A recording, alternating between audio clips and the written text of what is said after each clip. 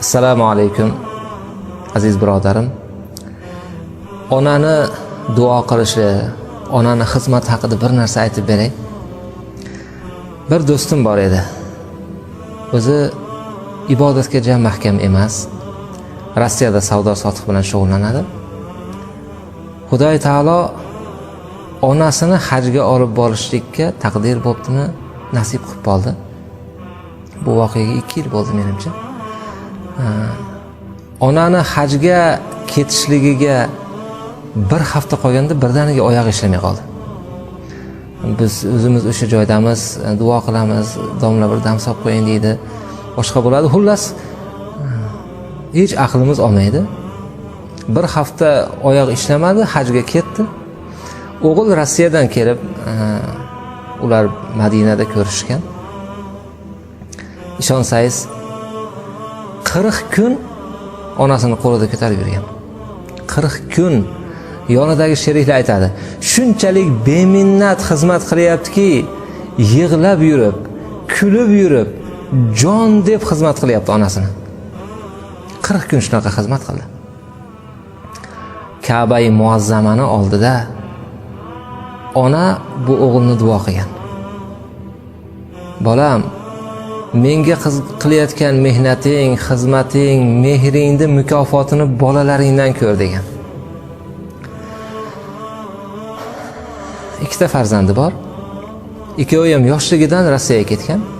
O'sha o'risni maktabida o'qishadi. O'ris tarbiyasini ko'rgan. Ishonasizmi? Hech qancha vaqt o'tmay o'g'il Turkiyaga o'qishga ketdi. Qur'on o'qiyapti, til o'rganyapti. Kuni kecha qizi o'sha o'risni maktabida o'ris qizlar bilan yurgan qizi kuni kecha Misrdan Qur'on yodlatishga oliy ijoza olib keldi. Qur'on yodlatishga oliy ijoza. Hadis fanidan dars berishga ijoza olib keldi. 2 yil bo'lgan onani duosiga. Payg'ambarimiz alayhissalomning gaplari haq.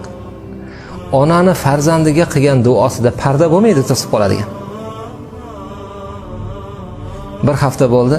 Men bu bolani oxirati uchun qanaqangi onani foydasi bo'lgani duosini aytib beryapman-da.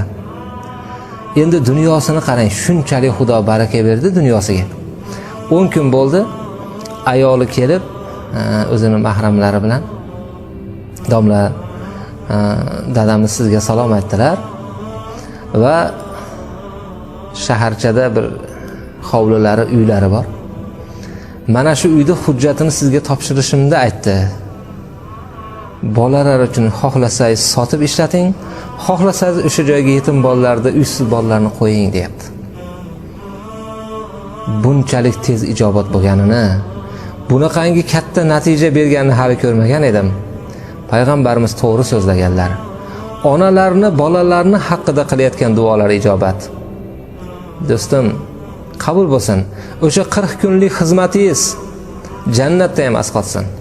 Vassalomu alaykum va rahmatullohi va barakatuh.